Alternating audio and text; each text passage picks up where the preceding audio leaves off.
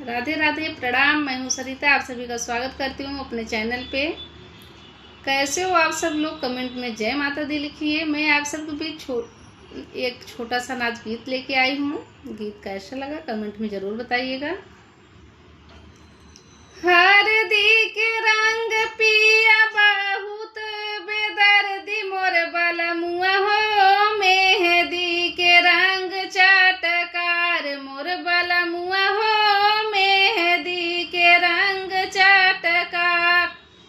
हरदी के रंग पिया बहुत बेदर्दी मोर बलमुआ हो, मेहंदी के रंग चटकार मोर बलमुआ हो, मेहंदी के रंग चटकार। गईला विदेशवा नाही भेजला संदेशवा मोर बलमुआ हो, कैसे लागी जियरा हमार मोर बलमुआ हो, कैसे लागी जियरा हमार। हरदी के रंग पिया बहुत बेदर्दी मोर बलमुआ हो, मेहंदी के रंग चटकार मोर बलमुआ हो, मेहंदी के रंग चटकार।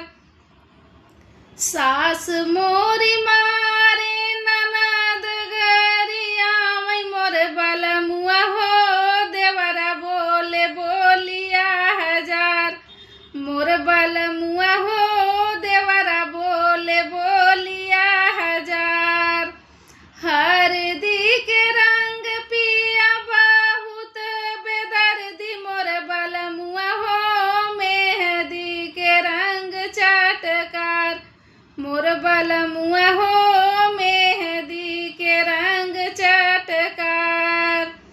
काली कोयलिया बोले बीरहीन बोलिया मोर बलमुआ हो, पपीहरा के बोलिया कटार मोर बलमुआ हो, पपीहरा के बोलिया कटार।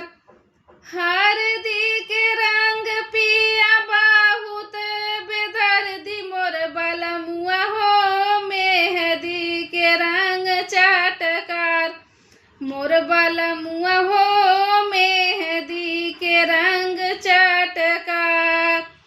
बीरहीन सतावे लाया धिया धीरतिया मोर बलमुआ हो, कैसे बीती जिंदगी हमार मोर बलमुआ